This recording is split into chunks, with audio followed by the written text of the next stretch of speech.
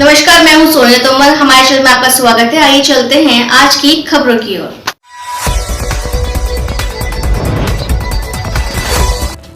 हमारे चैनल में आपका इस्तकबाल है, स्वागत है। और हमारे बीच सरदना विधानसभा नगर अध्यक्ष जनाब बेताब साहब मौजूद हैं।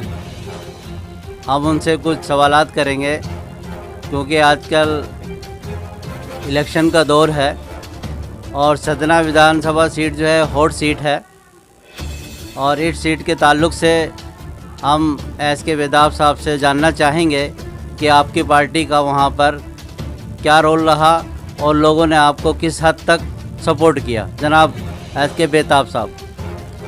शुक्रिया जनाब। पहले तो मैं आपके चैनल का बहुत बेहद शुक्रगुजार हूँ कि आपने वक्त निकाला और मुझ नाचीज़ को आपने इस काबिल समझा। ऑल इंडिया मजलिस इत्तेहादुल मुस्लिमीन एक ऐसी पार्टी है जो शोषित और वंचित की आवाज़ बनकर के उत्तर प्रदेश में आई है। उत्तर प्रदेश के जितने भी निवासी हैं, मैं सबका बेहद शुक्रिया अदा करता हूं कि जिस तरह से उन्होंने हमारे सदर जनाब बैरिस्टर असदुद्दीन ओवैसी साहब का इस्तकबाल किया है, जो स्वागत किया है और शोषित वंचित लोगों ने जिस तरह से उनकी बात को सुना है, तो एक जागरूकता आई है। और पहले 2 चरणों का जो चुनाव हुआ है, यहाँ पर हमारा पहले चरण में जो है सरदना विधानसभा में चुनाव हुआ है 10 तारीख को, 10 फरवरी को। और 10 फरवरी में सरदना विधानसभा में मुस्लिम समाज, शोषित वंचित समाज ने ख़ासतौर से AIMIM को बहुत अच्छा वोट किया है। और मैं आपको बता दूं, आने वाले 10 मार्च को जो रिज़ल्ट आएंगे तो उसमें सारी तस्वीरें सामने साफ़ हो जाएंगी।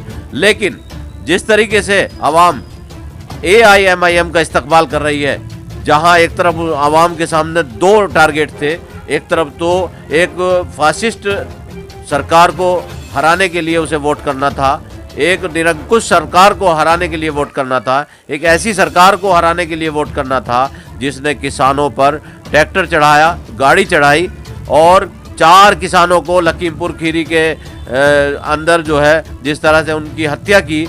और अब आपको बता दूं कि लखीमपुर खीरी कांड के जो अजय मिश्रा के बेटे आशीष मिश्रा को जमानत मिल गई है। और जिस तरह से आप ये देख रहे होंगे, छोटे छोटे केस में भी जल्दी से जमानत नहीं मिलती, लेकिन जिसका वीडियो वायरल हो रहा है और सारी चीज़ें सामने आ रही, इसके बावजूद जमानत मिली है। तो इससे ये पता चलता है कि किसान और दूसरे आवाम जो है वो इस बात को समझ रहे हैं कि हमें कहाँ वोट करना है, किसको हराने के लिए वोट करना है, कि सरकार ऐसी चाहिए जो वेलफेयर की सरकार हो। इसके लिए जो है ये लोग वोट कर रहे हैं और AIMIM पार्टी जो है सत्ता में हिस्सेदारी की लड़ाई लड़ रही है। लखीमपुर खीरी बेताब साहब, जैसे कि आपने कहा, बहुत अच्छी परसेंटेज में आपको वोट मिला और 10 तारीख आने वाली 10 तारीख को क्लियर हो जाएगा। क्या मेरठ विधानसभा में जो 7 विधानसभाएं हैं, 7 विधानसभाओं में क्या पोजीशन रही आपकी? मैं आपको एक बात बता दूं, माइनॉरिटी मुस्लिम समाज को 70 साल से आज तक अधिकार नहीं मिले और ये सबसे बड़ी लड़ाई जो है उन्हें अधिकार दिलाने की लड़ाई जो है बैरिस्टर असदुद्दीन ओवैसी की पार्टी लड़ रही है। और मैं सरदना नगर अध्यक्ष होने के नाते मैंने बहुत करीब से इस बात को देखा। सिवाल खास विधानसभा हो, सरदना विधानसभा हो या मेरठ की शहर विधानसभा हो, जहाँ भी हम लोग गए हैं हमने ये देखा है कि युवाओं में जोश है। और सब लोग कह रहे हैं कि आज तक, क्योंकि अब शिक्षा के क्षेत्र में देख लो मुस्लिम माइनॉरिटी की क्या स्थिति है, बेरोजगारी की जो दर है वो सबसे ज़्यादा है, आर्थिक रूप से कमज़ोर हैं, जो सरकारी स्कीम है उनका फ़ायदा नहीं मिलता।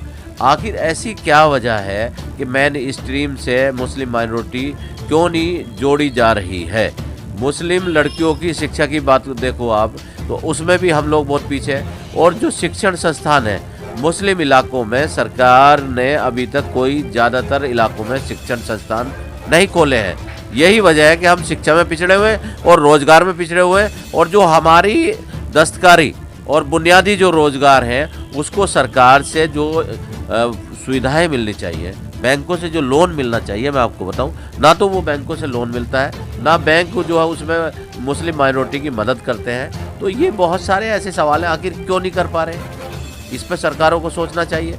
कहते हैं मुस्लिम माइनॉरिटी मेन स्ट्रीम में आए, तो फिर इसे कौन लाएगा? जो सरकारें आती हैं, जो भी है, 2012 से 17 तक की सरकार हो या 17 से 22 तक की सरकार हो या इससे पहली जो सरकार रही है, अगर इनके कार्यकाल में मुस्लिम माइनॉरिटी कहाँ है? आज मैं आपको बताऊं, उत्तर प्रदेश में उर्दू सेकंड लैंग्वेज है, लेकिन क्या उर्दू ट्रांसलेटर सब जगह पर है? मैं तो आपको बताऊंगा कि बड़े बड़े अधिकारियों के कार्यालय के बाहर उर्दू में लिखा हुआ बोर्ड बहुत कम मिलता है, और कई जगह तो ऐसा देखा मैंने जो उर्दू में बोर्ड लिखा हुआ भी है, जहाँ पर इंग्लिश और हिंदी में लिखा है, उसके नीचे अगर उर्दू में लिखा तो वो उसका मजाक उड़ा रहा है। वो उर्दू में ऐसे, मतलब किसी पेंटर ने उसको नकल करके लिख दिया हो, या उर्दू लिखने वाला नहीं है। आखिर ऐसी स्थिति क्यों है? लेकिन गवर्नमेंट ने तो उर्दू ट्रांसलेटर दिए थे ना, जब हम लोग ही नहीं पहुंच पा रहे तो उसमें गवर्नमेंट क्या कर पाएगी? हाँ, गवर्नमेंट की जिम्मेदारी ये बनती है, मैं समझता हूँ, गवर्नमेंट के अलावा हमारे माइनॉरिटी समाज की भी। समाज से में आप डर और दहशत पैदा कर देंगे। अगर किसी के हाथ में, किसी की जेब से उर्दू का एक पर्चा निकले और उसको आतंकवादी बना करके पेश कर दिया जाए कि उर्दू का पर्चा निकला है, तो प्रदेश में ऐसी स्थितियाँ भी रही हैं। तो वो सारी परिस्थितियाँ, वो स्थितियाँ, उस भय को सरकार को निकाल करके मुस्लिम इलाकों में सरकार को भर्ती खोलनी चाहिए। आर्मी की भर्ती खोले, मुस्लिम समाज को जो है आर्मी से जोड़े, पीएससी से जोड़े, मुस्लिम समाज को क्यों नहीं जोड़ती सरकारें? बहुत वैकेंसियाँ निकलती हैं, क्या मुस्लिम समाज उसमें हिस्सा लेता है? या जो आपके यहाँ एजुकेटेड बच्चे हैं, क्या वो आर्मी में जाने के इच्छुक हैं? मैं तो समझता हूँ कि वो इस तरफ ध्यान ही नहीं देते। इसमें क्या राय है आपकी? मुस्लिम समाज के लोग जो है बॉर्डर पे जाने के लिए तैयार हैं, आर्मी में जाने का उनका जज्बा है, उन्हें लिया नहीं जा रहा। उनको ट्रेनिंग देनी चाहिए, सरकार को उसके लिए कैंप लगाने चाहिए। जिस तरह से विशेष भर्ती कैंप लगाए सरकार, और मैं कहता हूँ देखो किस तरीके से मुस्लिम समाज क्यों नहीं आएगा आगे। मुस्लिम समाज तो तैयार बैठा है। अब तो 20 साल में, पिछले 20 साल में मुस्लिम युवा जो है उसकी सोच जो है बहुत डेवलप हुई है, और वो ये चाहता है कि हम अन्य समाज की तरह हम भी आगे बढ़ें, और लड़कियां भी हमारी समाज की आगे बढ़ रही हैं, IAS भी बन रही हैं, PCS भी बन रही है, और भी अन्य बहुत सारी जो छोटी नौकरियां हैं उसमें भी आ रहे हैं, पुलिस में आ रहे हैं, काफ़ी आ रहे हैं। तो सरकार अगर इसमें थोड़ा सा ध्यान दे ले कि मुस्लिम माइनॉरिटी को, क्योंकि मुस्लिम माइनॉरिटी, मैं आपको बताऊं, माइनॉरिटी कमीशन है उत्तर प्रदेश का, मुस्लिम माइनॉरिटी कमीशन की स्थिति यह है कि उसके अध्यक्ष का पता चलता है, ना सदस्यों का पता चलता है, ना वो जो है मुस्लिम माइनॉरिटी की जो शिकायतें होती हैं, कितनी शिकायतें सुनी जाती हैं, जबकि उसे कैंप लगाना चाहिए, हर जिले में उसकी शिकायतें सुननी चाहिए, लेकिन क्यों नहीं सुनते? इसे राजनीतिकरण नहीं होना चाहिए। 1992 में जब से ये माइनॉरिटी कमीशन बना है, और जिस मकसद के लिए माइनॉरिटी कमीशन बनाया गया था, क्या वो उस मकसद में कामयाब है? हमें इस बात पे भी हमारी जो बड़े लोग हैं और जो हमारे IAS हैं, PCS हैं, उन्हें इस बात पर विचार विमर्श करना चाहिए कि कहीं ऐसा तो नहीं कि इसके जो माइनॉरिटी कमीशन के अधिकार हैं उन अधिकारों में कुछ कटौती की जा रही है। क्या उन्हें पूरे अधिकार मिल रहे हैं? इस बात पर गौर होना चाहिए और उसका बजट बढ़ाना चाहिए। जी, अभी आपने जिक्र किया लखीमपुर खीरी का, तो जो लखीमपुर खीरी में अभी इन्होंने जमानत दी है मिश्रा के लड़के की, तो उसमें क्या कुछ फ़ायदा पहुंचेगा गवर्नमेंट को या इससे नुकसान होगा? ये देखो, सरकारें तो जो है बनती रहती हैं, लेकिन सरकार बनाने के लिए ये जो जस्टिस है, इसमें कोई भेदभाव नहीं होना चाहिए। जस्टिस जो है जब तक नहीं मिलेगा, जब तक इंसाफ नहीं मिलेगा, तो समाज को में एक गलत संदेश जाता है, और समाज को संदेश जो है उसको ऐसा जाना चाहिए कि सरकार जो है बिल्कुल ईमानदारी से सबको इंसाफ देने का काम कर रही है। मर्डर केस, मेरा पूछने का मतलब ये था कि मर्डर केस को इतनी आसानी के साथ इतनी जल्दी जमानत मिल गई, और जो लोग बेचारे बेगुनाह हैं, जिन लोगों को छोटे छोटे केसेस में अंदर डाल देते हैं, उनको जमानतें नहीं हो पाती। मर्डर केस, और वो भी किसानों के ऊपर उन्होंने ट्रैक्टर चढ़ाया, उसके बाद उनको जमानत मिली, तो इसको किस नज़रिए से आप देख रहे हैं? इसमें गवर्नमेंट की जिस पॉलिसी पे गवर्नमेंट चल रही है उसको बेनिफिट मिलेगा या नुकसान होगा?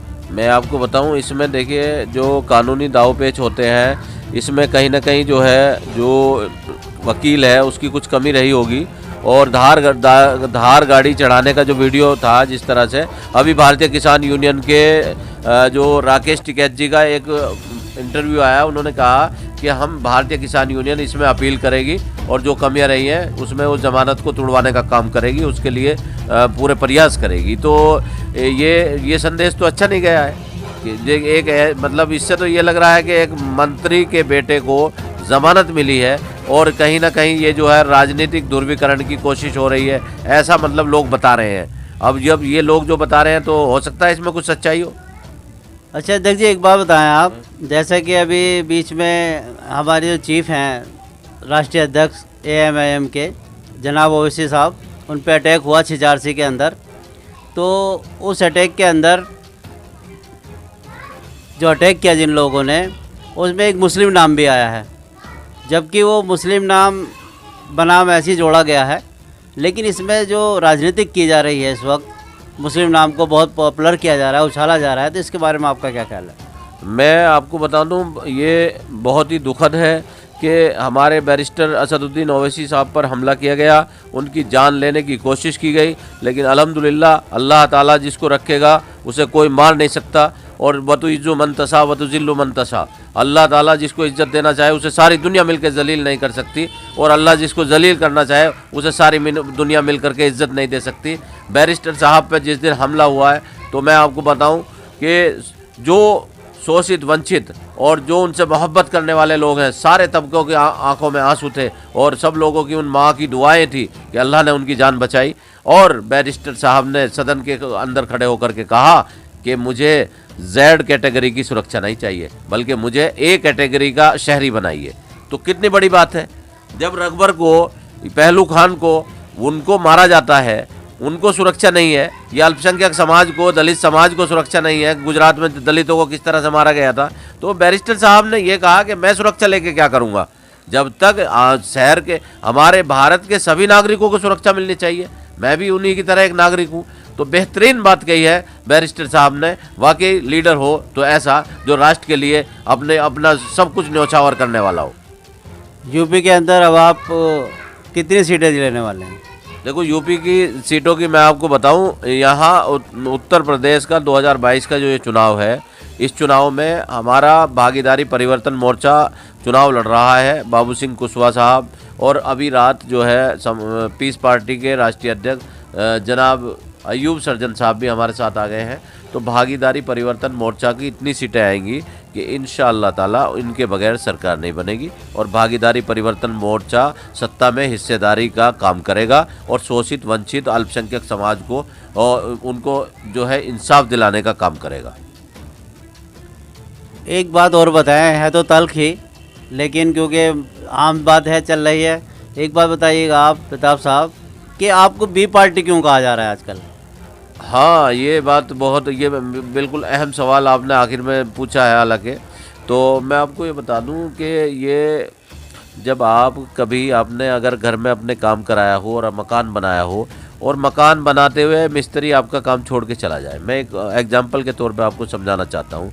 तो जब दूसरा मिस्त्री आता है तो वो ये कहता है कि ये दीवार किससे कराई आपने, भाई ये कैसी तिरछी दीवार करा रखी, अरे ये प्लास्टर कैसा करा रखा आपने। अच्छा, और दूसरी चीज़ आपको बताओ, आप कपड़े सिलवाने चले जाएं किसी दर्जी के पास, जब आप कपड़े सिलवाएंगे तो आप जब ये बात का जवाब नहीं है, ये बात का जवाब तो घुमा फिरा के बात है। मेरी पूरी बात होने दीजिए। जब दूसरे दर्जी के पास जाएंगे आप, वो कहेगा ये कैसे कपड़े सिलवाए, आप कहेंगे वो, हम कह रहे हैं उससे कि उससे बढ़िया कपड़े सी दीजिए, लेकिन वो कहता है अरे कैसे कपड़े सिलवाए, इससे बढ़िया, ये तो बिल्कुल घटिया कपड़े हैं। तो ये तो एक दर्जी और एक मिस्त्री जब इस तरह की बात बताता है, उसमें कमियां निकालता है, तो जहाँ जिसकी सत्ता खिसक रही हो, कुर्सी जा रही हो, जाने का डर हो, और जिनका हक है उन्हें मिलने का अंदेशा हो, तो भला वो कैसे नहीं कहेंगे। वो तो ये तो आरोप बहुत छोटा, इससे बड़े बड़े आरोप लगाएंगे। ये बी टीम, ए टीम, फलानी टीम, ये कुछ नहीं है। हम जो है सत्ता में हिस्सेदारी की लड़ाई लड़ रहे हैं, शोषित वंचित समाज को और माइनॉरिटी समाज को, के मुस्लिम समाज को जगाने का काम कर रही है AIMIM पार्टी। और इंशाअल्लाह उत्तर प्रदेश का जो शोषित वंचित और मुस्लिम समाज है वो जागेगा और एक दिन जो है सत्ता में भागीदारी होके रहेगी। बहुत बहुत शुक्रिया आपका। शुक्रिया साहब, आप थे बेताब साहब।